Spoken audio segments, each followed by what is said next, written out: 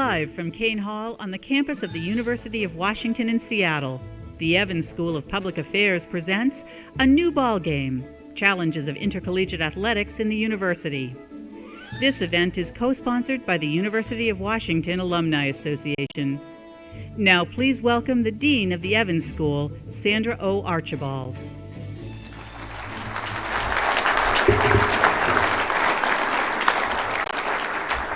Welcome everyone to the Evans School's A New Ball Game, Challenges of Intercollegiate Athletics in the University, part of our ongoing Faculty Roundtable series. I would like to extend a special welcome to some of our very important guests here this evening. The Honorable Daniel J. Evans, former three-term governor of the state of Washington and U.S. Senator and namesake of the Evans School, and Nancy Bell Evans, namesake of the Nancy Bell Evans Center on Nonprofits and Philanthropy. Jeremy Jake, UW Regent. Chris Jordan, UW Student Regent, UW Law School student and former graduate of the Evans School. Sally Clark, President of the Seattle City Council, also Evans School alumnus. There's a pattern here. Evans School Advisory Board Chair, John Herster and his wife, Carol. And Paul Rucker, Associate Vice President of Alumni Relations and the Executive Director of the UW Alumni Association, co-sponsor of tonight's event, and also an Evans School alum. I'd like to sincerely thank Paul and the UW Alumni Association for co-sponsoring and supporting tonight's event. They have been an invaluable partner and a great help to us.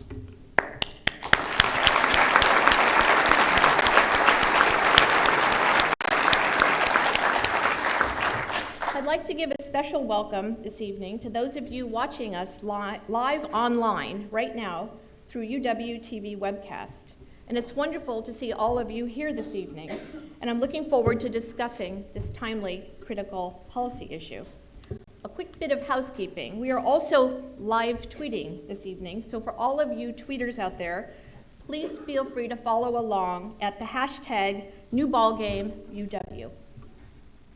These conversations are a unique way for the Evans School to share how our faculty, student, and alumni research, learning, and service provide connected, integrative solutions to complex public policy and management issues.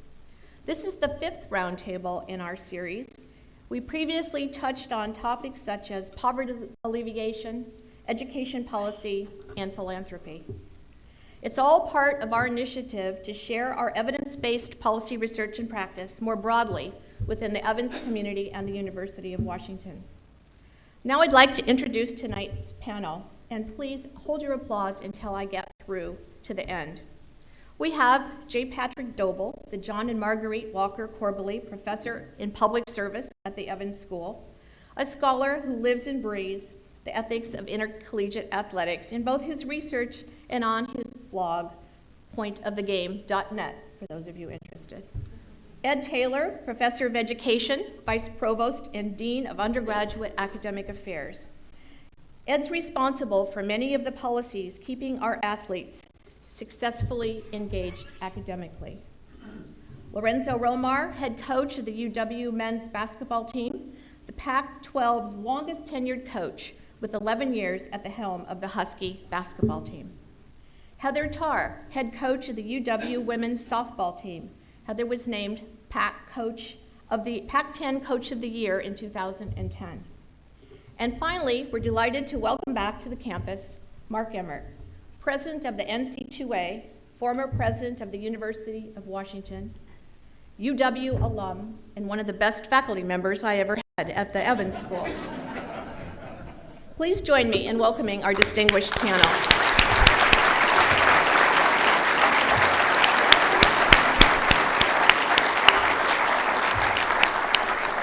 It's my particular pleasure this evening to introduce the president of the University of Washington, Michael K. Young.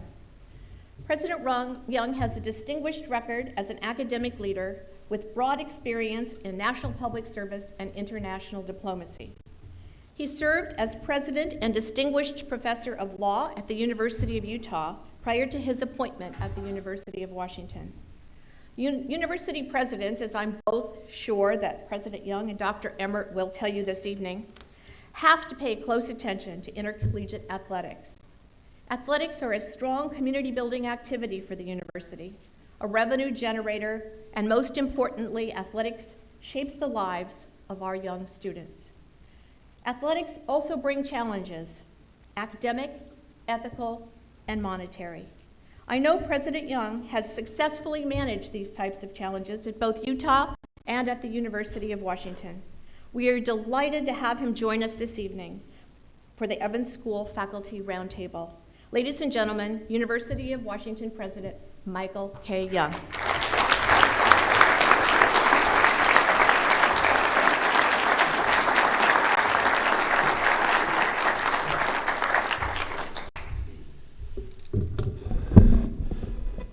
Mark, welcome back. All is forgiven.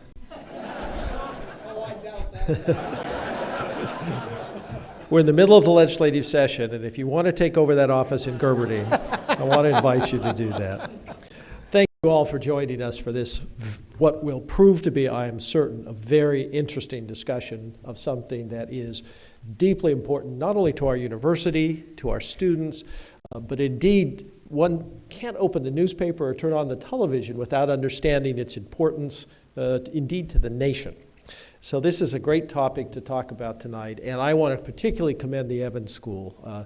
These roundtables, I think, are extraordinary opportunities to bring in people whose expertise and experience and insight is absolutely invaluable in trying to unravel the complexities, to understand the challenges and the opportunities, and help us see a way forward. What's particularly exciting about these is it is a wonderful example of the way in which the Evans School moves not only to help people better engage the issues and teach as they do so terrifically at the school, but also to research, to understand, to unravel these issues in ways that help us see to the bottom of them in important ways. And this is a great example of that. So I want to commend the Evans School and express deep thanks to all of the panelists. On a day like this, the fact that you would come and share your insight to us is particularly appreciated. The only thing I want to do in my brief welcoming remarks is to play the role of an academic for a moment, if I may, and edit. And what I want to do is edit the title, A New Ball Game. I'm a bit of a historian, an amateur historian, and as one looks into intercollegiate athletics, it is a little unclear that there's anything new under the sun. Intercollegiate athletics really started and got their impetus in the early 1820s, mid-1820s, was part of the German gymnasium movement, and then moved to more formal kinds of activities as between schools. And they were designed, as the various participants suggested, to create school spirit, to create physical development, competition, alumni allegiance, and bonding opportunities for the students who are on the campus as well. But in some cases, they did have a tendency to overlook the academic mission, though they did contribute to it in ways. In 1870, Massachusetts Agricultural College beat Harvard in an athletic competition, and said about itself at that point that it gave the agricultural college standing as a real college. And the consequence of that was the legislature gave it more money. But there were challenges. Early players in football actually were largely paid and often played with greater frequency for more teams than one might consider appropriate in this day and age. Early on in the late 1870s, Oregon played 3 collegiate teams in a row and observed that the players on each of the 3 teams were exactly the same players each week. And a Dartmouth father, having observed all this, actually pulled his son out of Dartmouth in protest on the emphasis on intercollegiate athletics. But perhaps it was said best in 1892, to give you the sense this isn't quite as new as the Evans School would have you believe. This is President Eliot of Harvard, who wrote in his annual report, quote, there's something exquisitely inappropriate in the extravagant expenditure on athletic sports at such institutions as Harvard and Yale. institutions which have been painfully built up by the self-denial, frugality, and public spirit of generations that certainly did not lack physical and moral courage, yet always put the things of spirit above the things of sense. At these universities, there must be constant economy and an inadequacy in expenditure for intellectual objects. How repulsive, then, must be football and pernicious expenditures on sports. So the point is, this is not exactly a new debate that we're having tonight about the role of intercollegiate athletics, how one controls it, the role that it plays in a university life and in the lives of these institutions that have as their objective education and research as well as community service. We have a terrific group tonight that I think understands this better than any other group of people I think I know, who exemplify it with the remarkable honor and integrity and have lived it in important ways. So I think we're in for a real treat tonight. And thank you all for being with us, and thank you for joining us tonight.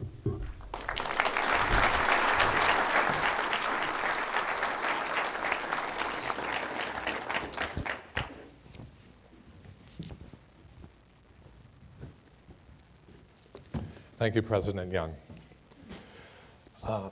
Thank you all for coming tonight, and I want to give special thanks to the members of our panel because all of them have taken time out from really extremely busy and complicated lives to make it. Special gratitude to President Emmert for taking the time out of his family's life and out of his work life to come to this kind of panel. I want to thank both the coaches because this is high recruiting season for Coach Romar, and being here is taking time away from flying in some airplane to an obscure place to watch a player.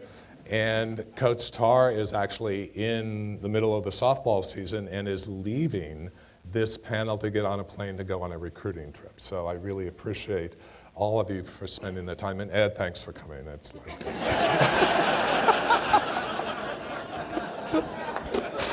I'm sorry, I couldn't help myself on that one. My name is Pat Dobel. I teach at the Evans School of Public Affairs, and I served as the faculty athletic representative at the University of Washington for 7 years. And I'm willing to bet that no one in this audience, or maybe no more than 5 people, know what the faculty athletic rep, or the FAR, is. So I want to briefly talk about that. The FAR is a faculty member who's appointed directly by the president to act as, and I like Mark's words on this, the conscience for the program. The faculty athletic representative is supposed to be working to oversee both the academic and the compliance integrity of programs, and that was a job I was able to serve for a little over 7 years. I owe a lot to my predecessor, Professor Rob Aronson of the School of Law, and I'm extremely grateful to my successor, who's here in the audience, Professor Pete Dukes of the Business School, who's doing a superb job. Tonight's panel will have the following structure. I think what we wanted to really do was focus on an issue that, amid all of the hullabaloo and all of the media coverage, is oftentimes ignored, and that is, how do we as institutions, the NCAA, the university, the athletic department, and coaches on teams, guarantee that the student athletes actually get an education, that they are educated as is appropriate in a university setting, and that we are not exploiting them for the university's benefit, and we are leaving them with something of value beyond the time playing for the team. The way we're going to structure this is that President Emmert and Professor Emmert will be talking for 10 minutes, and he will be addressing 2 issues. One, the governance structure of the NCAA, because I don't think we can understand what happens in this world unless we understand how complicated and actually quite weird the NCAA governance structure is. And then he's going to look at the major academic reform movement over the last 3 years that I think have made a huge difference in impacting the question of whether college athletes are actually getting a college education in addition to being able to play for their universities. What we will then do is each panelist will speak from sitting up front about a specific topic, and when I introduce them, I'll mention that topic. Then we will go into a kind of discussion based around a series of questions for about 15 or 20 minutes. Now, you all have received a slip of paper when you came in, and I want you to feel free to write down any questions you might have at any point. And I will be asking you to send those questions to the aisle probably around 6:50 or 7, so that we can gather them up and then try to get questions from that. So the last 15 minutes we'll try to address what questions we can from the audience.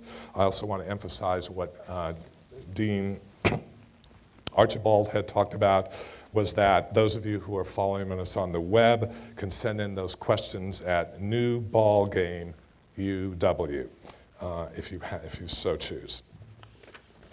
Before we start, I want to give a little context to what we're going to be talking about tonight. And I must admit, President Young actually usurped the first part of my talk, because I wanted to talk about exactly the point he made. College athletics and the wedding of intercollegiate athletics in the university education is unique in the United States. And it grew both by design and by accident. And I think what we've inherited is a result of both. As he pointed out, the American higher education was founded by classicists. And the classicists deeply believed in educating the character and the spirit and the virtues of their students, as well as providing intellectual and technical education. As a result, those professors and administrators believed that the physical challenge of sport could provide a kind of education around character and community and identity that was not always provided in the classroom itself. In addition, they believed from their classical upbringing that sport itself exemplified a kind of excellence that deserved respect and honor within the university. In the 1840s, what we call college sports had begun to develop, largely sponsored by students. Students managed it, students recruited it, students hired the players who weren't necessarily students to play, as he pointed out. And what happened very quickly was it began really with crew and then migrated to baseball and swimming, basketball, a number of other sports, but above all, football. Football grew in increasing importance through the latter half of the 18th century. And the teams and athletics quickly outgrew anyone's expectations. Literally, the universities lost control of them very, very quickly. Rabid students, rabid alums, rabid community interests made sports events lively and important for school spirit, identity, and most important, school contributions. In addition, cities and schools got in the business sponsoring events to make profits.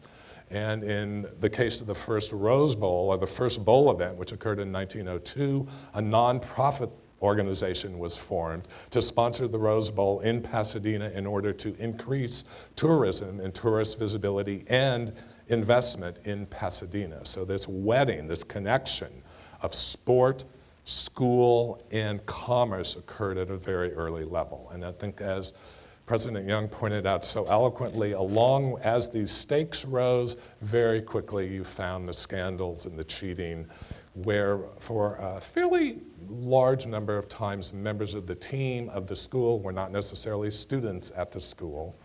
Mark likes to point out a fact that when the Big Ten was first formed, it was one of the first conferences, one of their first rules was you could only have 2 professionals on your athletic team. As these scandals occurred, and one fairly common thing is that as schools tried to gain more control over them, alums stepped forward and would simply pay students to go to the schools that they went to go to their alma maters, and then they would pay the tuition of the students who went to their alma maters in order to gain competitive advantage. The NCAA itself was born out of an attempt to regulate these things, but most importantly, it's not just about regulating competition, but it's about student safety, it's about student welfare. And in the year 1905, 18 football players died playing college football. In addition, 148 were severely injured. Of those, 90 of them were maimed for life. As a result of this, President Roosevelt convened the presidents of these universities, threatening to abolish football unless they reformed football. And that and the rest, they say, is history. Where are we today? Today, we're dealing with a massive complex with almost 500,000 students participating in intercollegiate athletics in over 1,100 schools at 3 very different types of schools, overseeing 33 competitive sports and 89 championships.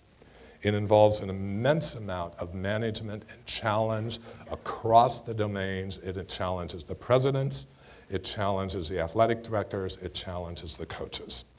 I think in addition, we have to realize, and this is an extremely important thing to remember, of these thousands of teams, of these 1,100 schools, only 20 to 25 claim that their revenue exceeds their expenditures. That means all the other universities are losing money.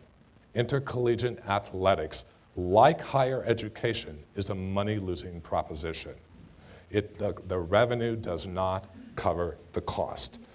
So that means in the vast majority of schools, even with fundraising, student fees, and ticket sales, there has to be direct subsidy of intercollegiate athletics by the universities, except for 20 to 25 universities.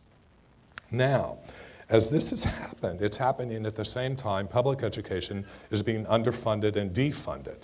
So the quest is upon how do you find the revenues to sustain this enterprise? And the answer, at least for the elite programs, has come in the form of, I want you to listen to this, $25.5 billion in counting over the next 15 years. These are the media transfer rights that television and radio and digital media are paying to conferences and universities for the right to televise football, to a lesser extent basketball, and all of the other sports. $25.5 billion in counting. That is the only way that universities have found as a way to finance this inherently money-losing proposition. At the same time, as visibility has gone up, intercollegiate athletic football has become the second most popular sport in America. It's passed baseball. It's second only to NFL football. As a result of this, there's also an all-time high levels of participation in all the NCAA sports, and 95% of all media mentions of higher education involve sports activities.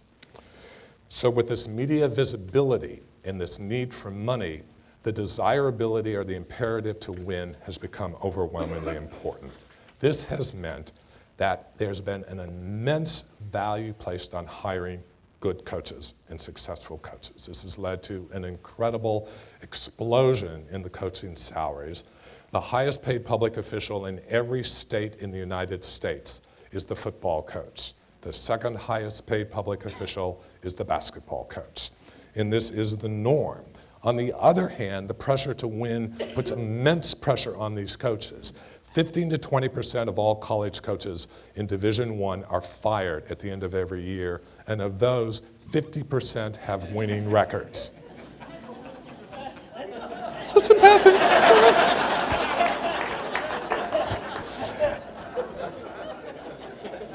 I think it's important to remember this because we seldom understand the pressure put on coaches. All we look at are those salaries. We don't look at how brutally universities treat them. Don't expect loyalty from universities when it comes to coaches, and coaches know that. And that's one of the reasons why the mess exists. This is not just the coaches. This is the activity and the decision-making in the universities themselves, for whom 50% of the coaches they fire actually have winning records. Now, what this has meant with the visibility, the money, the intense pressure to win is that we have an ongoing, steady array of scandals and illegality and cheating that we discover and are fed to us by the media. In the last 2 years, I'll just tick off a couple. There have been several major cases of boosters and agents giving illegal benefits to athletes. There have been several cases of coaches lying and covering up the infractions when they occurred. There have been 2 major scandals involving cheating, involving changing grades, or having tutors writing papers for the student athletes.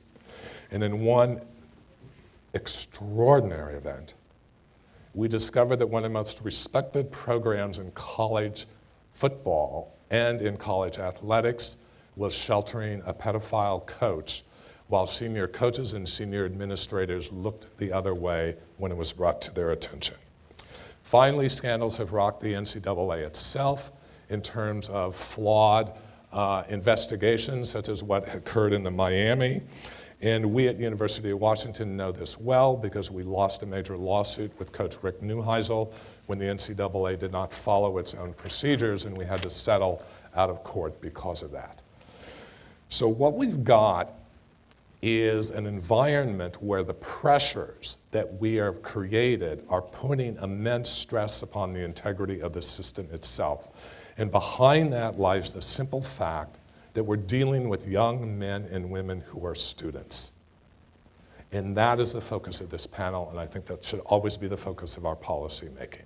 And that is asking the question, how do we ensure at the NCAA, at the university, at the conference, at the team level, that they are getting the education we promised them? President Emmert will begin by addressing the issues of the NCAA governance structure and the reform movement. Mark Emmert was appointed the 5th president of the NCAA in 2010, and he's the 2nd university president to hold that position. It was an immense move in the NCAA to bring presidents in charge as opposed to athletic directors or athletic officials. And he has served both as chancellor at LSU, as chancellor and provost at the University of Connecticut. He served as provost at Montana State and as associate vice chancellor for academic affairs at Colorado. He's written extensively on issues of public and private sector. I used to teach one of his articles in my classes. And he has served on innumerable committees. He is a lifetime member of the Council of Foreign Affairs and a fellow of the National Academy of Public Administration. And as a personal note, when I was appointed FAR, right before Mark was hired, the University of Washington was going on probation for the 2nd time in 10 years. We had just fired 13 coaches. We had just lost our entire compliance department. We had lost our athletic director. We had to disassociate from a doctor who was writing illegal prescriptions and illegal prescription drugs for student athletes. And we had to fire our head trainer for falsifying records in order to get red shirts, or physical red shirts for some football players.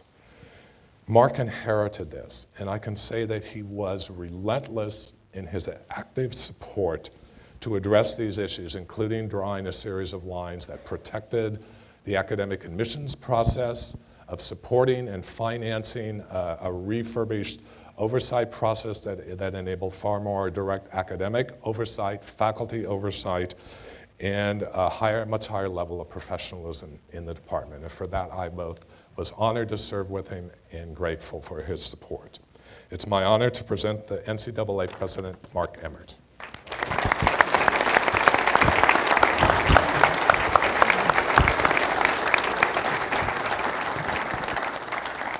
Well, thank you very much. First of all, it's great to be back in Kane Hall. I have memories of this classroom from when I was a student here. This was a brand new building.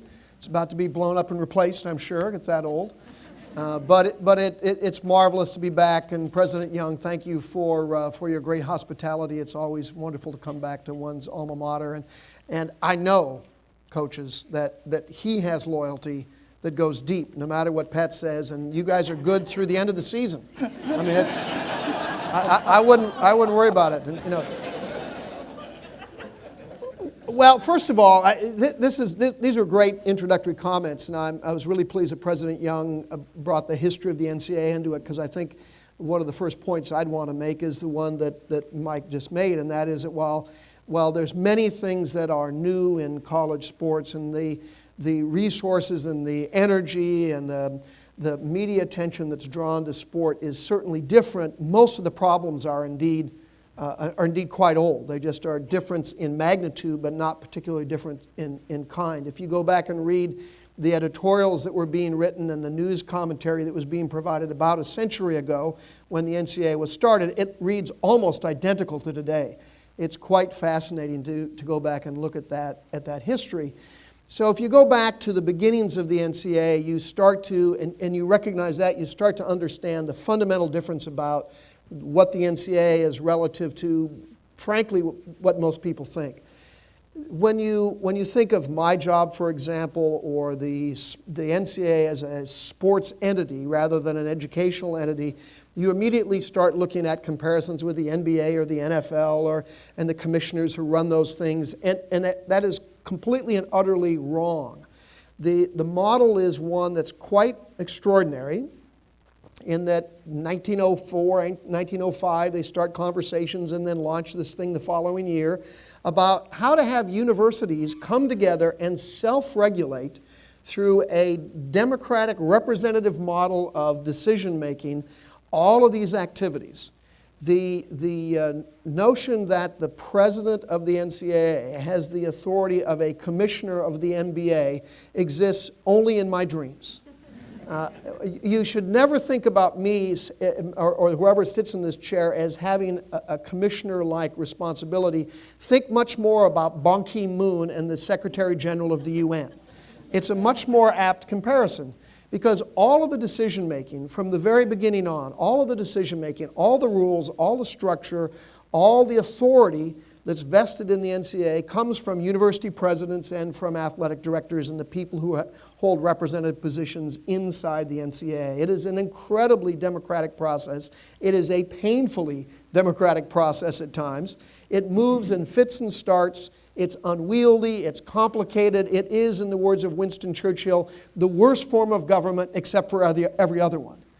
And that is the situation that we often find ourselves in now. When we see a problem or a challenge that needs to be reformed or changed or amended, then we go back and go through, much like at the United Nations, we go back through a very complex process to get all of the members to agree.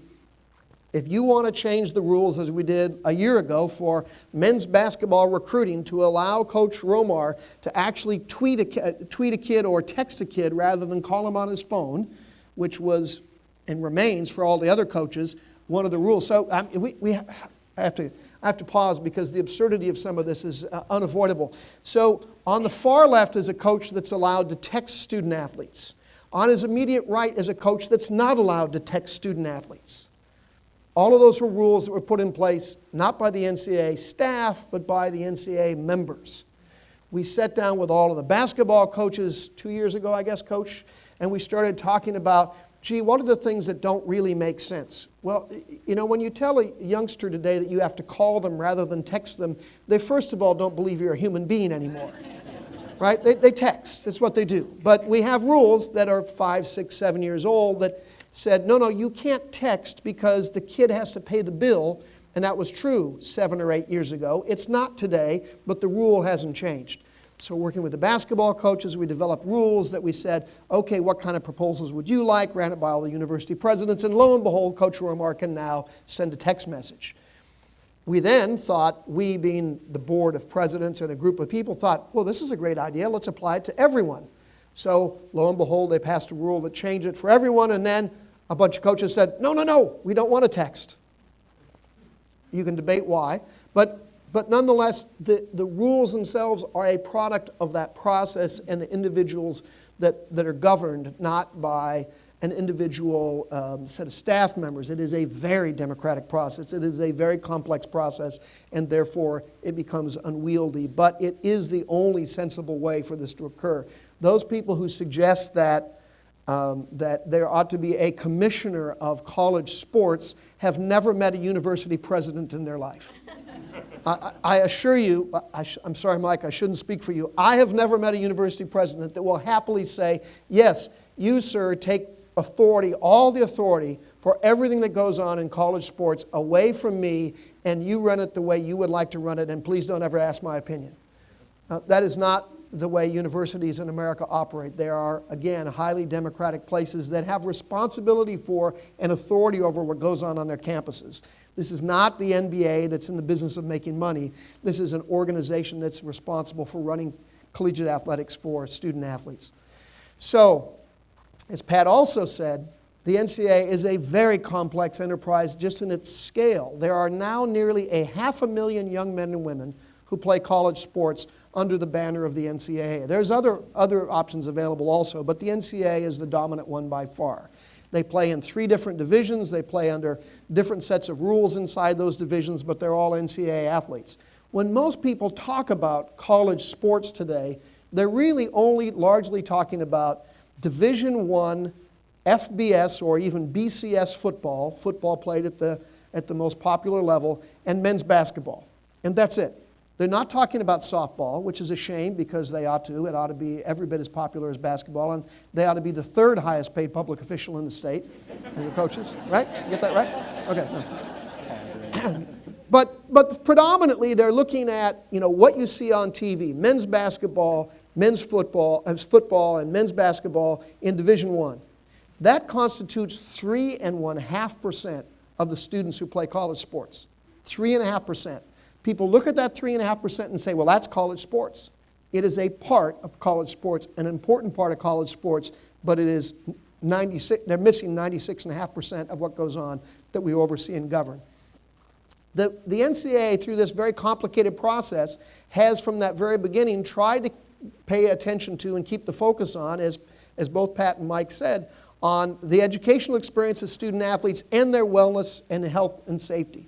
Because sports in the past, and continuing today, obviously, we have injuries, but in the past, they were not regulated, they were not controlled, and the injury rates were astronomical and have continued to get dramatically better as time has moved on. And the NCAA has been the leader in sports safety from really the very beginning. It's quite a remarkable record. What we've been doing, and Pat wanted me to talk about also most recently, is also making sure that the student athletes who participate in sports have an academic experience that they're proud of and that provides them with the opportunities that all of us had when we went to school, and that they get to enjoy the benefit of that. The other bit of mythology about, well, first of all, schools make a lot of money. As Pat pointed out, 25 out of 1,100 had positive cash flow last year. So this mythology about them making money is silly. The other mythology that drives me crazy is that student athletes are bad students. So here's a fact that everyone needs to be aware of. At virtually every university in America, student athletes have higher graduation rates than the non-athletes. At virtually every university in America, student athletes have higher graduation rates than non-athletes. And that's true whether they're women's students or men's students. The women student athletes do a lot better. A lot better. But it's true whether they're men or women. It's true regardless of their race.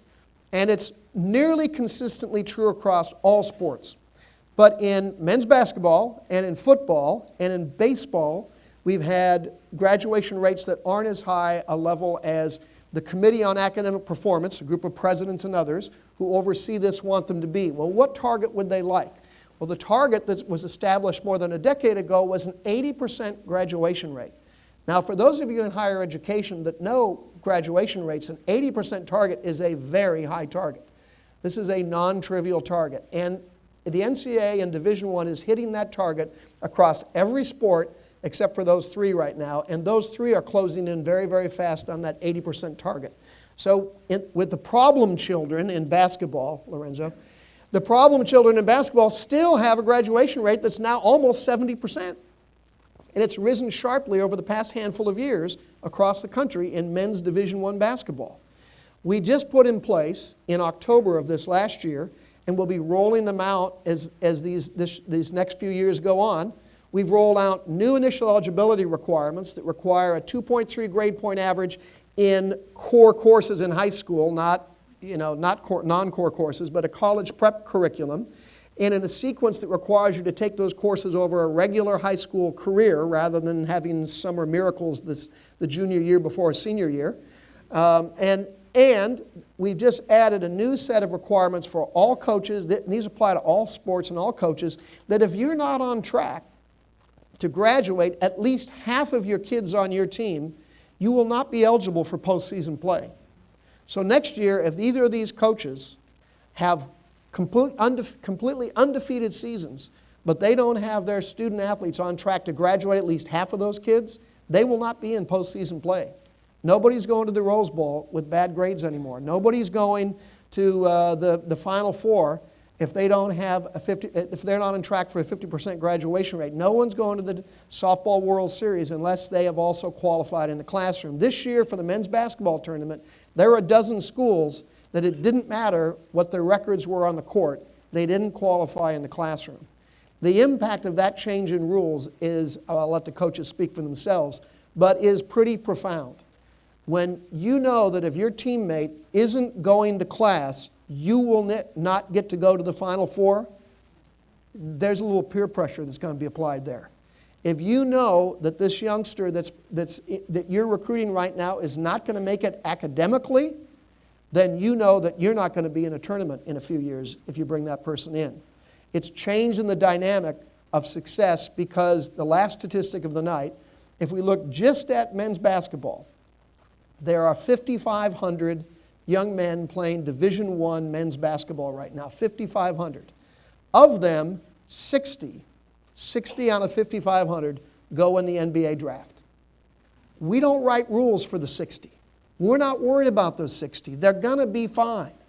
We write the rules for the 5,500, for the ones who are not going to be playing in the NBA, for the ones who are going to be teachers and lawyers and doctors and moms and dads and do everything that everybody else does in society. That's who those rules are for, and that's what we work very hard on at the NCAA. Mark, thank you. Sure.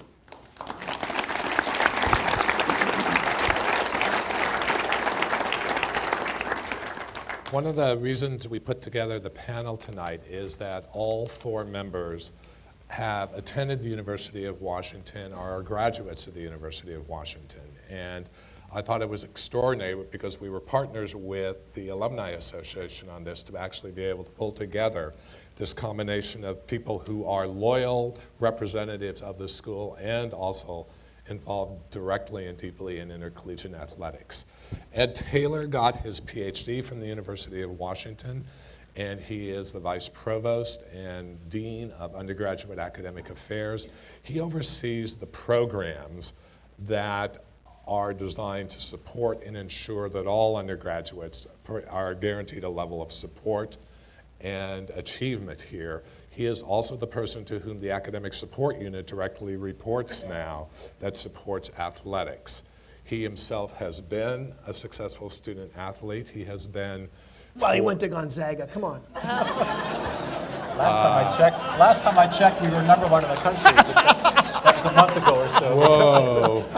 Oh. I had no idea. Yes, you did. Yes, you did. When Ed, no, I won't go there, Ed. Actually, I will. When Ed was an undergraduate, when Ed was a high school player, he was such a fine player. He was known as a legend of Lompoc. So I would like to welcome the legend of Lompoc to talk about how he views this enterprise as an educational enterprise, because our claim is it belongs in the university because it is about educating human beings, and Ed is the one who is responsible for attending to that dimension of it. Ed?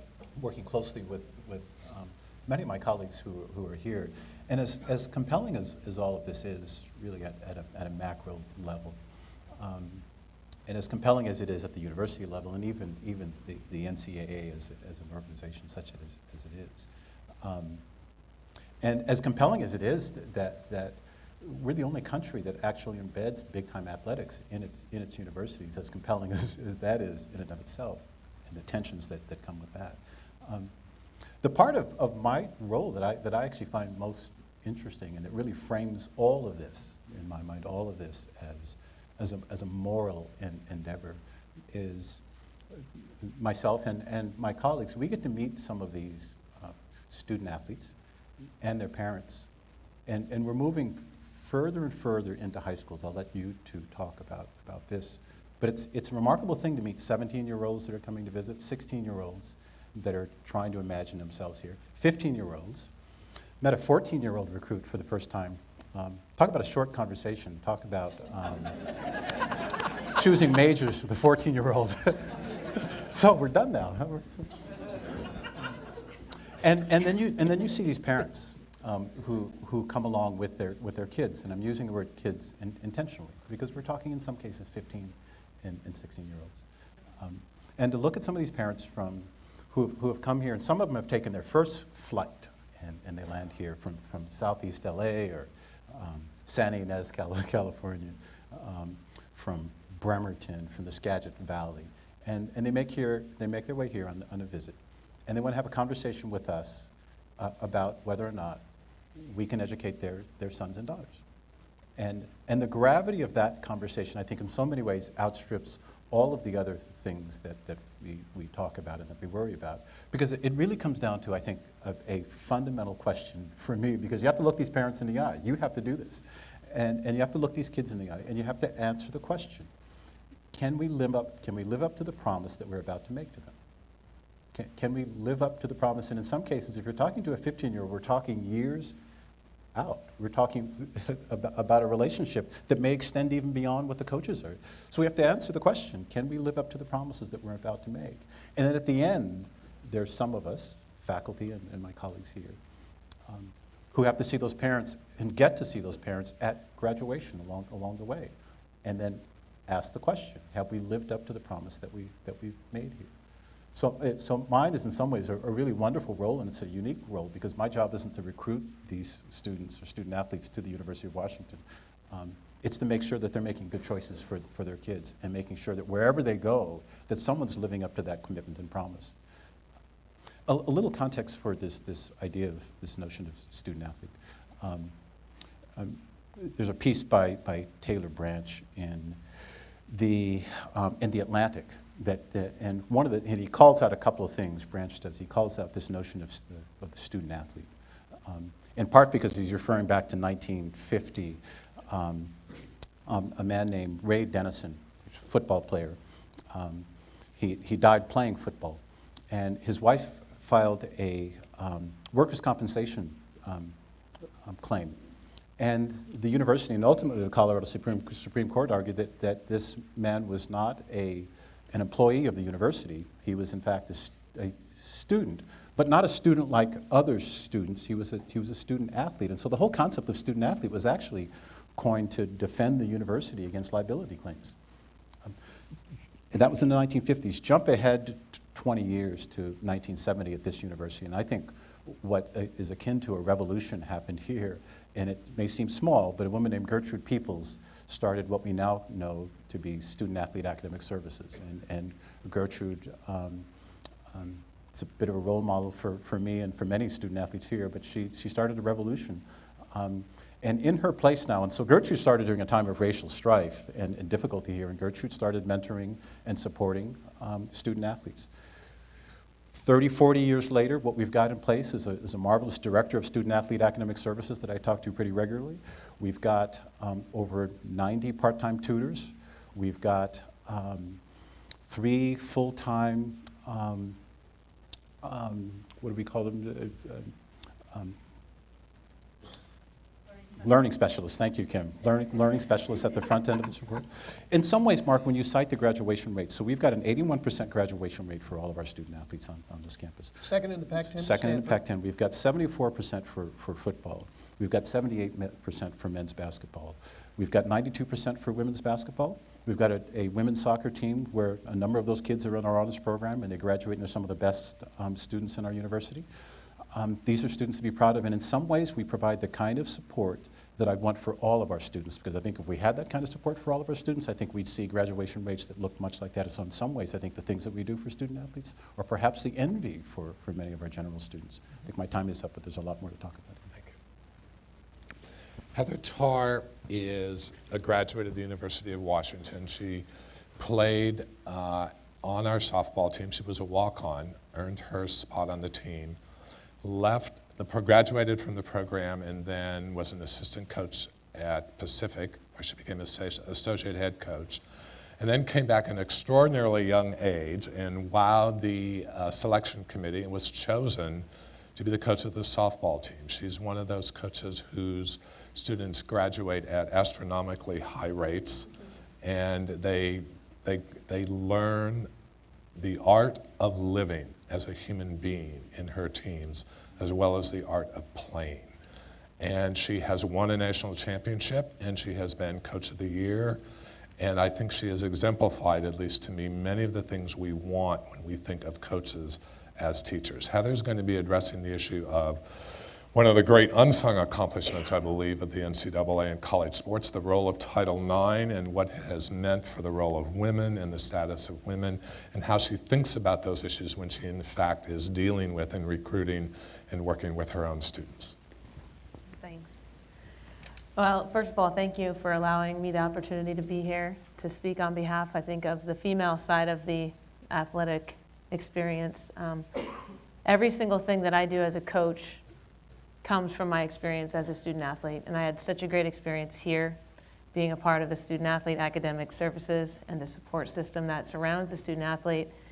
And now my goal coming back here was not only to win a national championship and bring our first one home, but was to give our student athletes within the softball program an opportunity that's better than even what I had. Of course, now we've won the national championship, so we check that one off the list. We're still trying to get some more of those.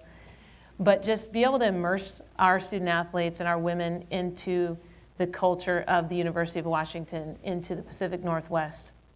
And I think Title IX, since 1970s, it's been a wonderful thing for athletes. Of course, I benefited from that law, but I think now even more the economics are getting involved and money is being made, and coaches even at my level are getting paid probably, I hate to say this because our administrators are in here, but way too much for what we do, just because it's such a great thing to be able to empower 18 to 22-year-old women to be great at every single thing that they do in a great place like this.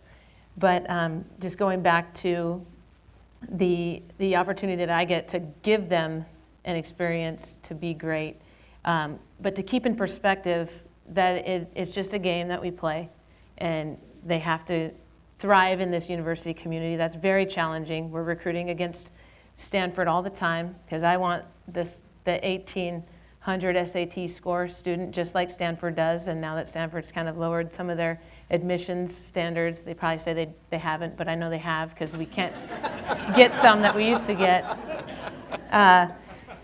But anyways, I just really believe fundamentally that it's my role as the head coach at a university like this to find student athletes that can fit here, that can thrive here. And unfortunately, and fortunately, I guess, I coach a sport where you can't overthink it. As a hitter, if you think too much, sometimes it hurts your ability to hit. So you kind of don't want the smart ones to have the bat in their hand. You want the smart ones to have the ball and go like this.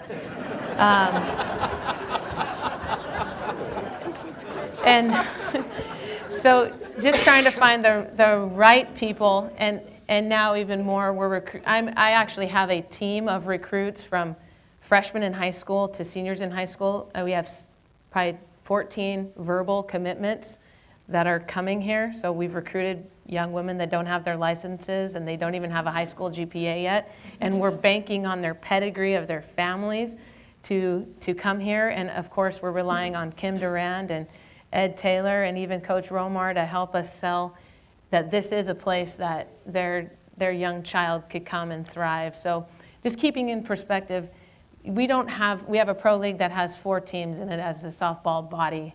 We don't have the Olympics yet or anymore for softball, so we are the highest level typically that our women will come and compete at. But just keeping in perspective what this thing is all about, and I'm glad that we don't have to worry about our juniors being drafted and wanting to leave. It's not about that, it's about them. Should I be a biology major, or do I have to change it to medical anthropology? So it's a great opportunity to stay at the core of what this university is all about, what academics are about, and what athletics are about.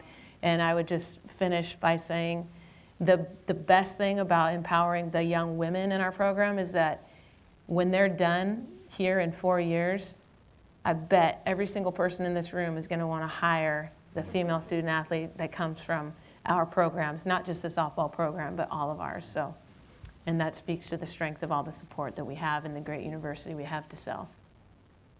Thank you.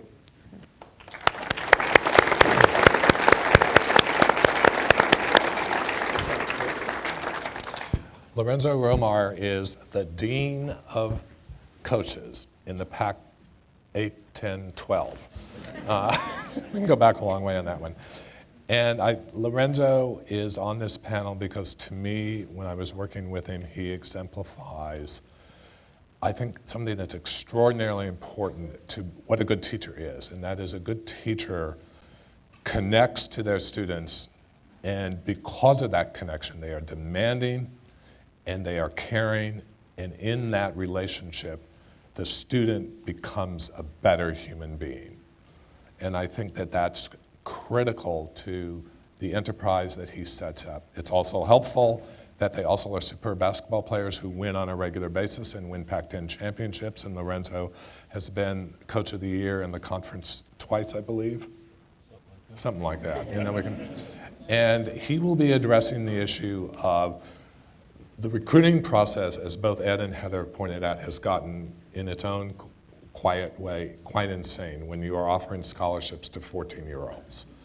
And at the same time, you are going down to the wire trying to convince someone to come to your school rather than to go to other schools that would guarantee them competitiveness in the national championship arena. And I think what Lorenzo has is a very specific philosophy of what he looks for and how he judges, and that's what he's going to be addressing, is that what do you look for when you were recruiting, especially in an area where he is, where a very high percentage of the students are coming from academically underprepared backgrounds. So it poses unique challenges for them when they enter the university to be both athletes and students. Well, when we look at a young person's academic profile, if it's at a high level, we need not be really concerned if they're going to be able to handle a college workload and ultimately get their degree.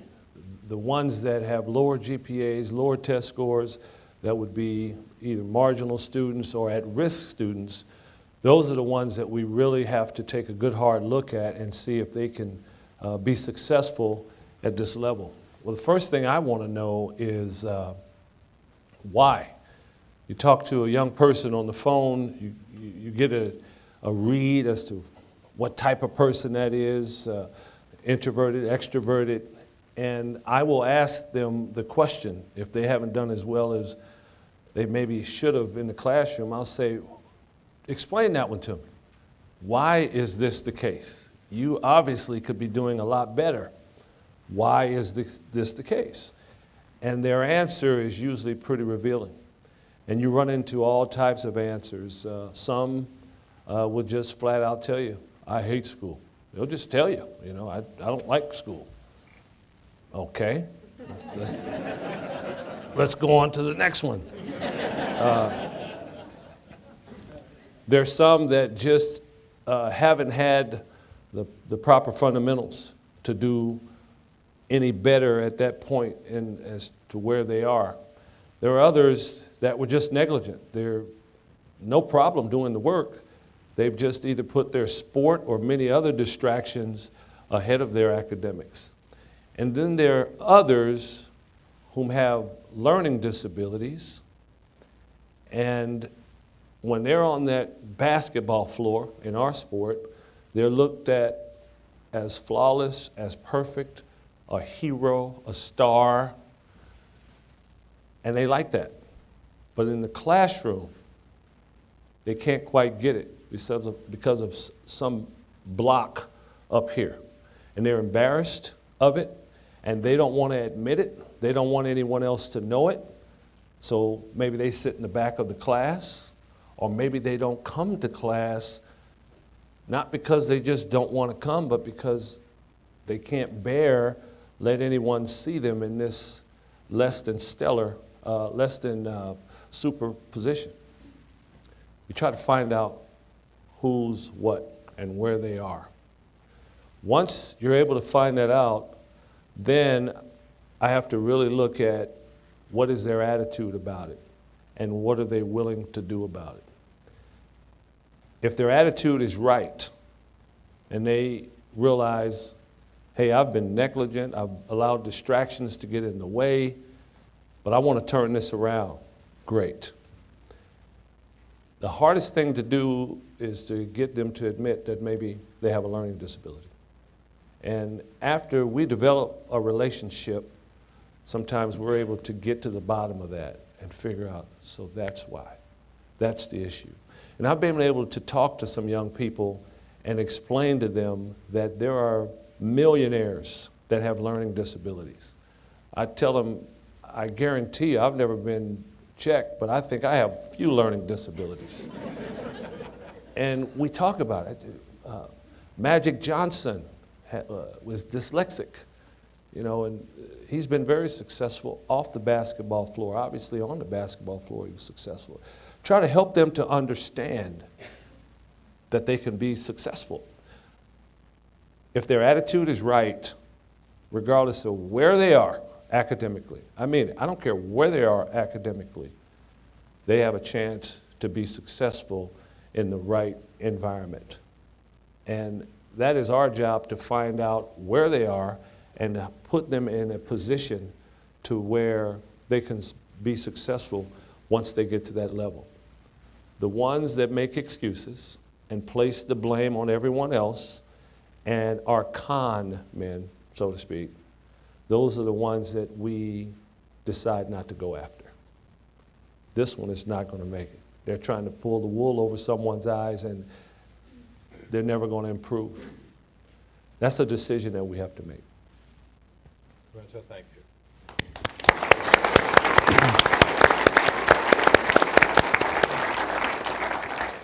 Those of you who have written down questions, if you'd like to, could you please send them to the aisles, and we'll be collecting, and someone will be going through those and at some point handing them up to us.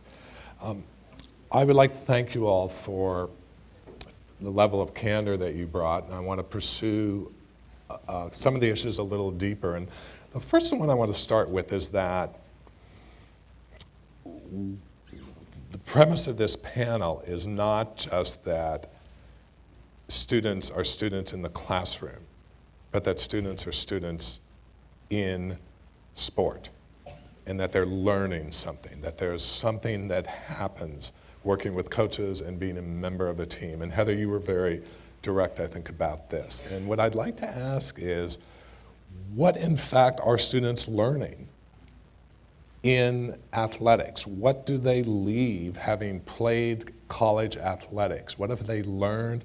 How have they changed as people? How can we defend this or not defend this as really a form and extension of education? And I'd really like to start with our coaches, and then Ed, you have been a player, and Mark, if you want to add. But Well, I'll chime in first.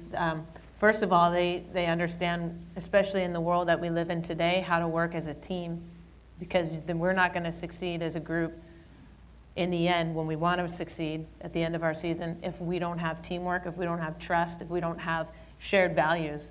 And from the minute we recruit somebody, we have to figure out if they're the type of person that can do a lot of those things. So the fact that they get to work as a team, a teammate within our environment, and then they can go work as the individual student and do whatever they want to do up here, but they're a better teammate.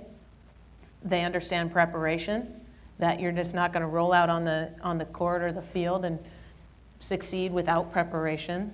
And they have to understand, I think, beyond everything, how to trust, whether it's trusting the people that are helping them, trusting their teammate, trusting their coaches, and that's something it's hard to earn, but when you learn how to do that, it perpetuates itself, just as selflessness does, and understanding preparation.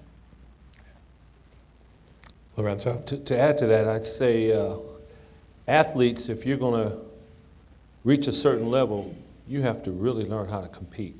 And some never do, I guess, but there are a lot that do. You're kind of forced in the environment in competitive sports to learn how to be relentless, how to persevere, how not to just quit. You develop an incredible drive. Before you even get out on that playing field or court many times. There's a drive that has to take place to get you out there or to get you to that level, or you never get there. You develop that habit, that standard way of pushing yourself. You learn to do things where there's just no other way to do it because you don't want to fail. I talk to many athletes. Some are motivated by different things, but some are motivated by fear of failure. It just continues to drive them. Some are motivated because they want to be the best. But in sports, if that's backed by an education, that is transferable. And that could go on into the workforce. Ed? I learned something pretty I think profound my freshman year at Gonzaga. I wasn't supposed to talk about Gonzaga, but you brought that up. You brought it up. Probably shouldn't have.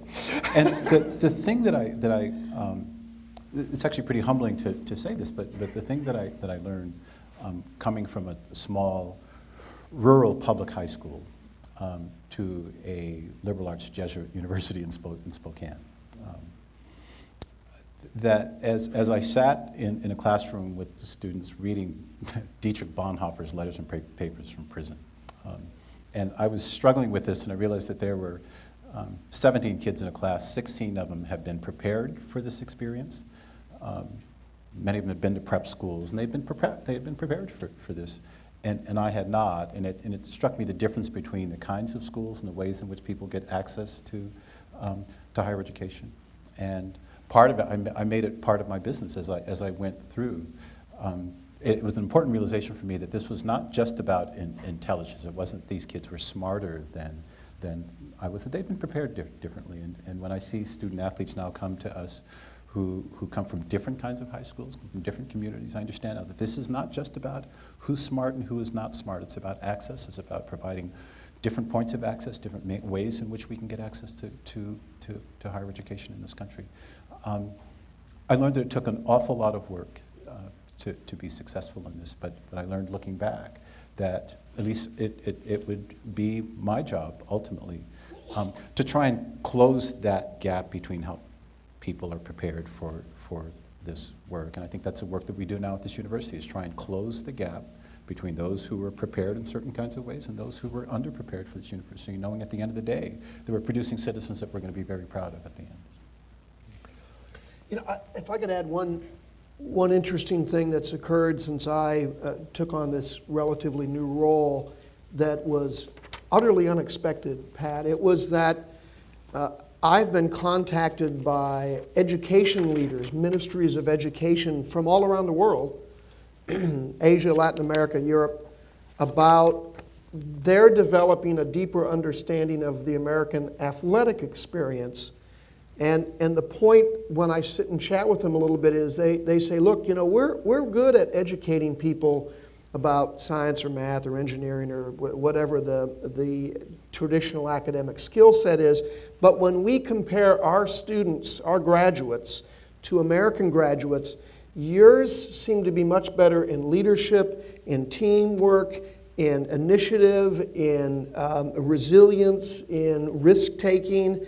And one of their conclusions, and I don't know if there's empirical evidence to support this or not, but one of their conclusions is you Americans play a lot of sport, right? And you've combined it with education. And we in China or Mexico or Korea, or all these places of contact, we want to know if we can learn from that. And maybe we need to incorporate that into our education. So they're not thinking about sport as entertainment. They're thinking about it as pedagogy, as a way to teach skills that they don't teach very well from their point of view.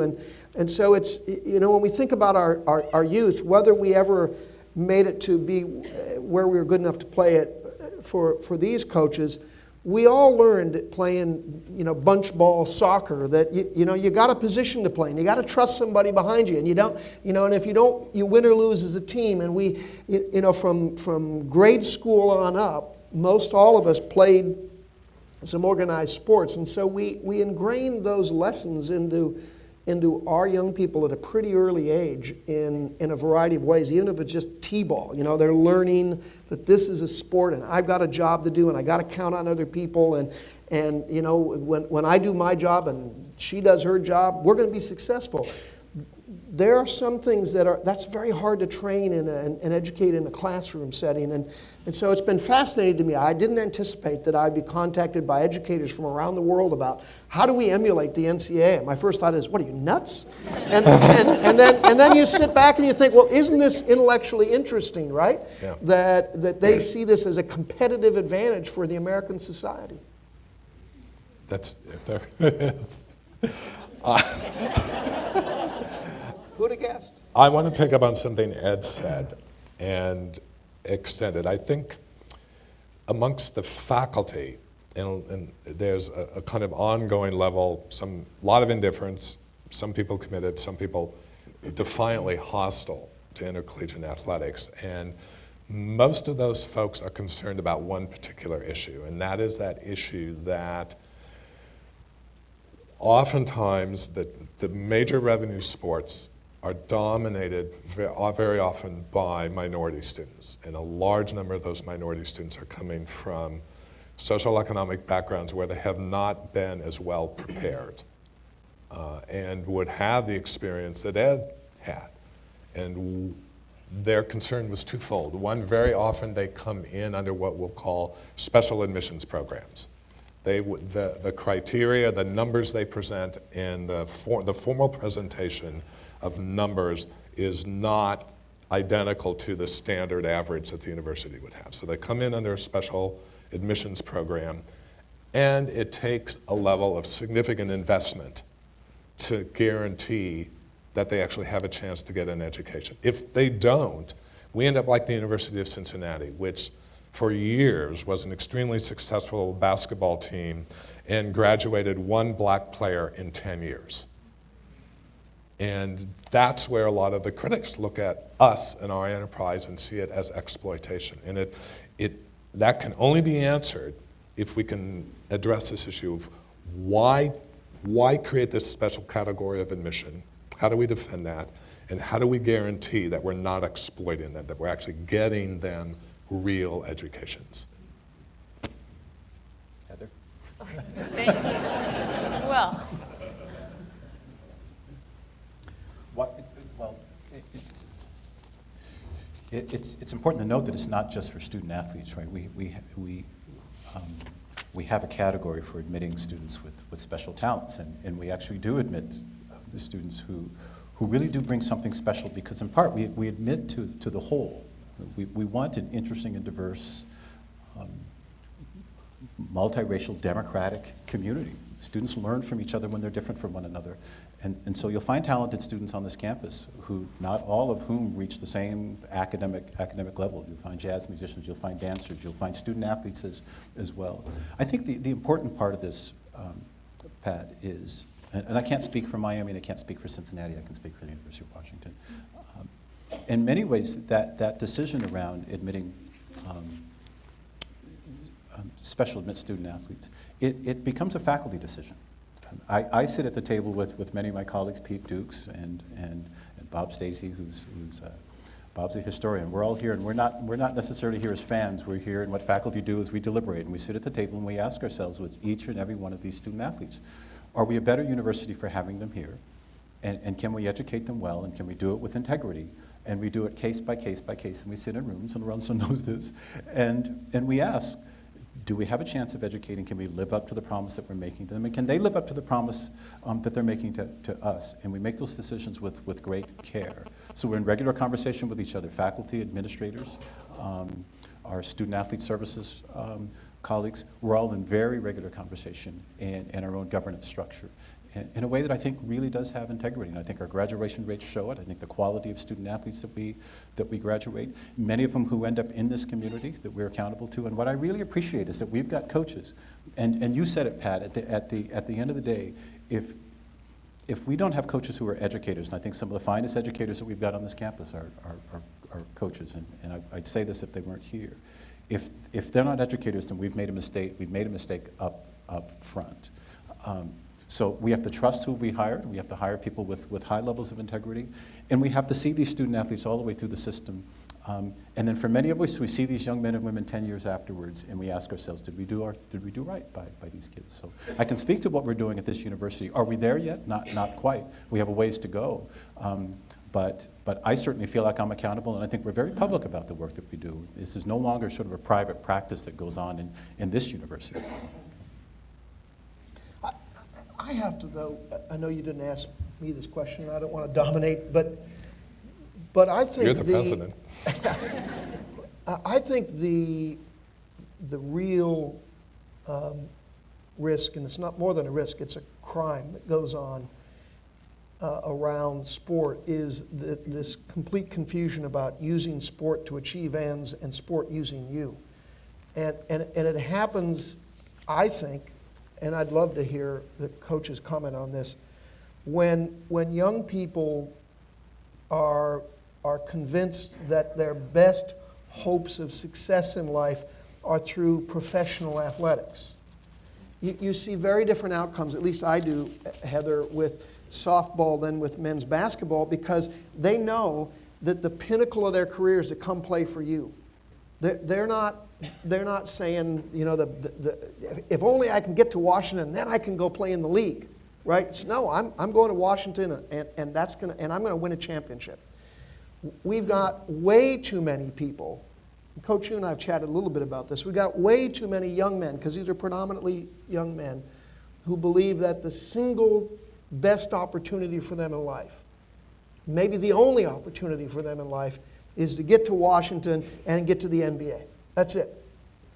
And the statistics are so staggeringly in opposition to that dream that they have in mind that we do a huge disservice as a society by dangling in front of them as hope, you know, the idea that they're going to play in the NBA. Again, I said earlier, you know, there's 5,500 of them in Division I, and 60 will go to the NBA in any 1 year. We surveyed our Division II student athletes in basketball. So these are Division II schools, are Central Washington and Western Washington. 50% of the NCAA Division II men's basketball players said, yes, I'm going to play professional basketball. 50%. None. Not one.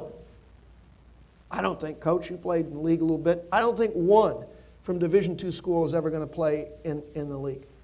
And so we need to find ways of not popping their dreams, but of getting them to say, yeah, I'm gonna play ball, and I'm gonna play for Coach Romar, and man, yeah, maybe I'm that tiny fraction that's gonna play in the league, but mostly I'm gonna get an education, and I'm gonna go to a Final Four with Coach Romar. Won't that be the pinnacle of my life? And we've pumped up way too many kids right now to think that the entertainment industry, whether it's, you know, I'm going to be a rock star, or I'm going to be a professional athlete, is the way to pursue your dreams. And I think it's especially pervasive in the minority community, but it's everywhere. You ask a 7-year-old today, what do you want to be when you grow up? They don't say a fireman anymore. They say, I want to play in the NBA. I want to be a rock star. I say, really?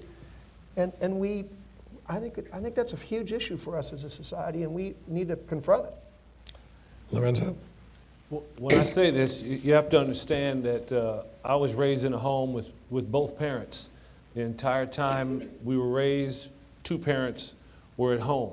And as I'm going through this, I want you to imagine if that weren't the case, if someone else raised me that wasn't around a lot. Both of my parents worked for as long as I can remember. But understand, the most educated person in our house was my mother, who dropped out of the 11th grade. My father dropped out of the 6th grade. My grandfather dropped out, as he said, being from the South, the 3rd grade. The 3rd grade. When I came to the University of Washington on an athletic scholarship, he continued to ask me in the summers, do you still have that good job up there? He had no concept of what this was about here at the University of Washington.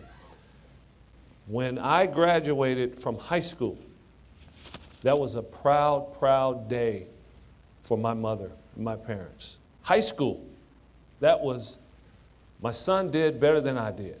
She was fired up. This college thing, we don't do that in this family because no one does that. We don't know how to do that. How do you get there? Who has the money for all that stuff, let alone a career? I knew nothing about a career.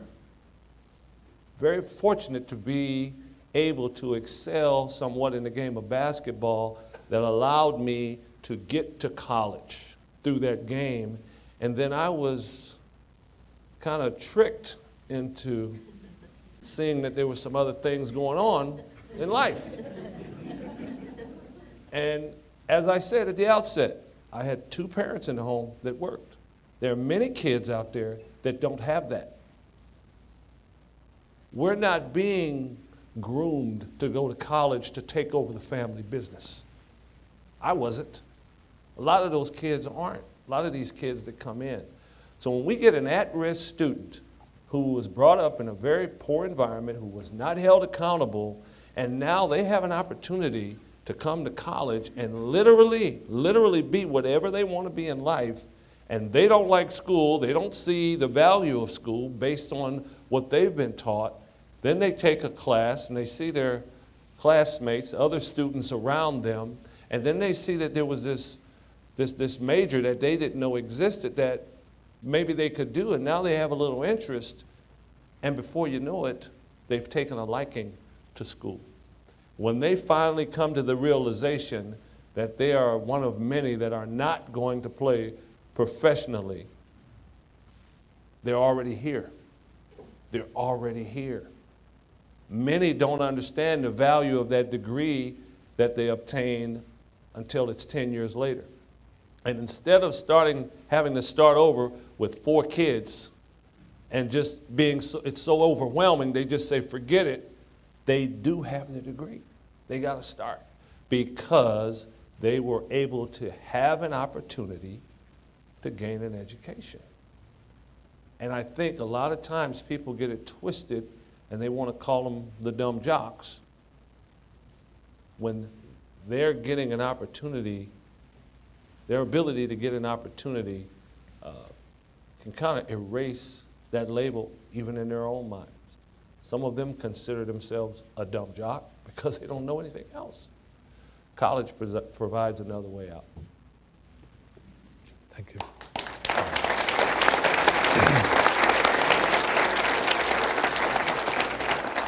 I want to ask a question that's actually putting together 2 that came from our audience, and it's really about the kind of emergence of what the NCAA is actually doing and becoming, and the emergence of kind of inequality within and among colleges. That you really are moving into a world where there's a select group of universities, largely in the elite conferences because of their TV contracts, and that are investing heavily, and they're part of an arms race. And it's an arms race that no one seems able to stop. The NCAA, by the way, once tried to stop the arms race by putting a cap on coaches' salaries, and it lost a multi-million-dollar, actually $45 million lawsuit for restraint of trade. Yeah. So there's no capacity to regulate those kinds of things. So what do you see happening? The University of Washington is on the cusp of being with the haves, but that break is becoming increasingly, so much so that, for instance, an act of simple justice, paying student athletes full cost of attendance rather than what we now pay them now, which does not cover the full cost of attendance, is passed by the president and then voted down by the NCAA when the have-not schools. The membership. The membership. Yeah. What do you see happening with that? I mean, is it going to break apart? Do we need a separate division for the elite football schools? Yeah, so the economics of college sport on a campus-by-campus basis are being increasingly aggravated by the success of a handful, because it's literally a handful of media contracts. There's essentially 5 major conferences now that have very large local media contracts, the Pac-12 being one of those, And that's being driven almost expressly by football. And so you've now got inside Division I, all the teams that these guys have to compete against, a variation of the size of athletic budgets that runs from about $5 million a year, some cases less than $5 million a year, for the whole athletic budget, to $155 million a year. So huge, huge variability. And one of our challenges in decision making is that all of those people get to vote on all of those rules, right? So you've got to find compromises that the school with a $5 million budget can live with and the one that 155 can live with, and that's it is true that only in college sports, the only thing in higher education, do the University of Texas and Texas Southern have much in common. And that is that they are both Division I schools.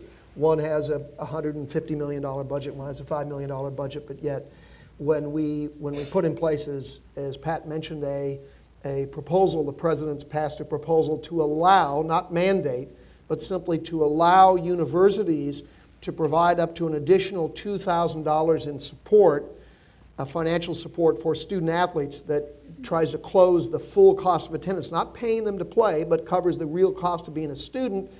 That was passed unanimously by the board, but voted down, as you just heard, by the members, because a lot of member schools simply don't have that money. They don't have that money, and some have resources that could pay for it and some don't. Inside the Pac-12 itself, there's huge variation. The amount of money that schools have to take from their operating budgets, from their academic budgets to support their athletic program, not the other way around. Washington's lucky in that it doesn't have to do those sorts of things, but many do. So we're in the middle right now. We, being the presidents that run the association, are in the middle right now of a debate, an active debate on that. We're talking about it May 2nd. We'll talk about it again at our August meeting. Do we need to find a new subdivision inside Division I? Do we need a fourth division? How do we create greater homogeneity among the members so that they can govern themselves effectively? It's inside baseball in the extreme, but it's one of the most important issues facing college athletics right now, and we're going to have to work our way through it because the model just doesn't work anymore if you keep it the way it is. I want to thank the members of the audience for those two questions. I hope I did justice to what you were doing.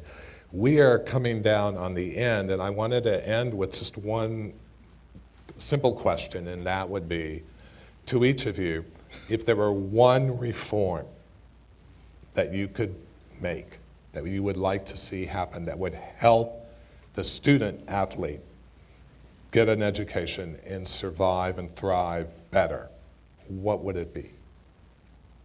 And Lorenzo, I'm going to start with you. I'm not going to put Heather on the line this time as going first. Yeah, I'm going to defer to somebody.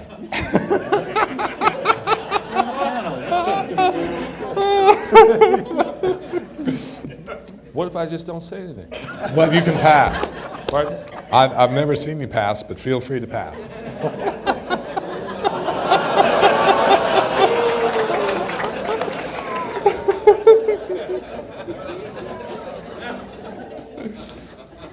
Never been one to give in to peer pressure. I'm going to pass. Oh, okay. Heather? I would just say from a recruiting standpoint, there's just no regulation. I mean, we are trying to compete to recruit ninth graders, but we can't talk to them.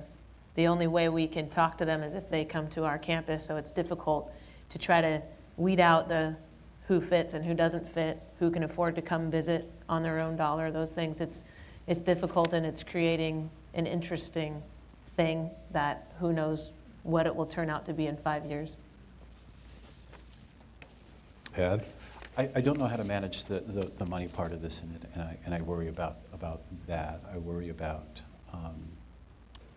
the kind of revenue that's shifting all the way through this. I think, Pat, part of what you were asking is, do we pay student athletes? And in some ways, when you think about the kind of resources and services that we provide for student athletes, by the time they're finished, 4 or 5 years here, we invest about $750,000 in each student athlete by the time their 5 years is done. When you think about tutorial services, when you think about training, coaching, all of the kinds of support. So I'm reluctant around payment of student athletes, but somehow the amount of revenue and that big time this needs to be managed. I'm not sure what policy issues need to be addressed there, but I do worry about that, and I think we need to continue to be public. I think we need to continue to support the well-being of student athletes and keep our primary focus on them. And Mark, I'm still compelled by your question about, I think it was about ideation. How do we create pathways and avenues for young people that may or may not be through athletics? But I can tell you, and you two can probably speak to this, and I know we don't have time, but one thing that I knew when I was 13, 14, and 15 was that when I went to this little outdoor basketball court, the hoop was always going to be 10 feet high, and the ball was always going to be 9 inches in diameter, and the hoop was always going to be 18 inches in diameter. No matter where I went, those rules were always basically the same, which I don't know was the case in any other aspect of society. Where everything else was ambiguous, that was not ambiguous. So I would love to remove some of the ambiguity and some of the life choices that young people have, so that there's a clear pathway and that there are a clear set of rules for how to get here, because those rules don't change very, very much. Mark? Well, we've been working on so many reform efforts to address a lot of the things that have just been described here, and trying to get people to understand that coaches are a positive influence in the lives of young people and not a negative issue. I want Heather to spend more time with young people, not less time, but trying to reach consensus around what those parameters are as a challenge. But if I could wave a wand and only do one thing, and the association doesn't have the authority, the university doesn't have the authority, no one has the right to do this. I would say that if you come to college as a student athlete, you're going to spend at least 3 years there. And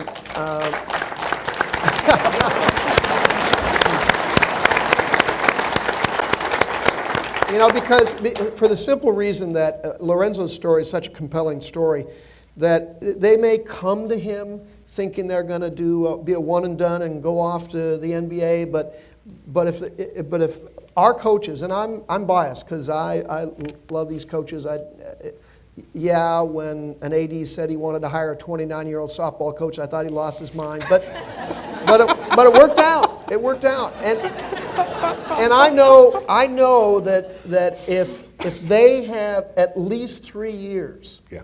With the young man, Kim and all of her colleagues have some people for 3 years, regardless of what their motivation is, right?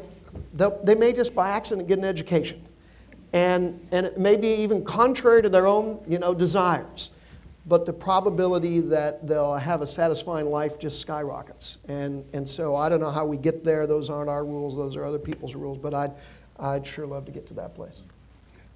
Thank you. Lorenzo. I temporarily passed. That wasn't for the record. I did not hear the temporary part. What's the ball back? I'm coachable. If I have to shut up, I will. Never. I would like to see stiffer restrictions on transfers. I think we're at an age, and it starts from Little League, Pee Wee League, whatever you want to call it, where parents, and I shouldn't say it that way like it's 100%, most parents are not holding their children accountable anymore. It's always someone else's fault. It's the coach's fault. They didn't pass you the ball.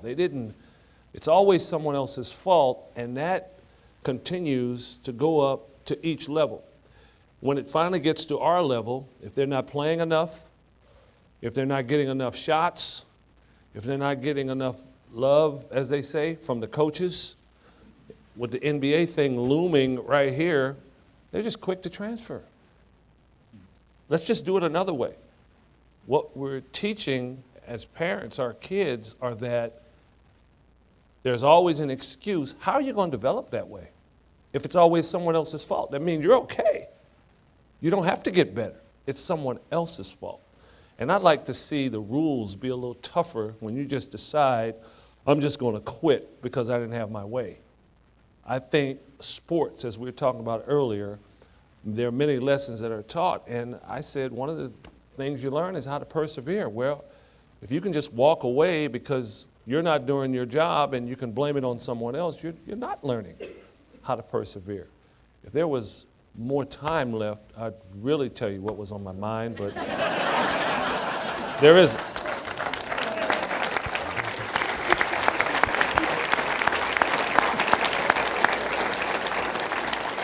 Well, on behalf of the Evans School and of Dean Sandra Archibald, I'd like to thank our panelists for participating this evening, President Emmert, Dean Taylor, Coach Tarr, Coach Romar, and thank you for not passing. We also appreciated working with the U of W Alumni Association as our partner in this, and I think it was the inspiration for this gathering of people who have been alums of the University of Washington. I'd also like to thank U of W TV for their work in terms of the webcast and in terms of the fact that they're going to televise this later. And I'd like to thank President Young for showing up and stealing part of my speech from me and giving us a really great launch for this. Thank you all for joining us. Thank you for carrying both our live audience and our web audience, and I hope this has been helpful in contributing to our understanding of this issue. Thank you all very much.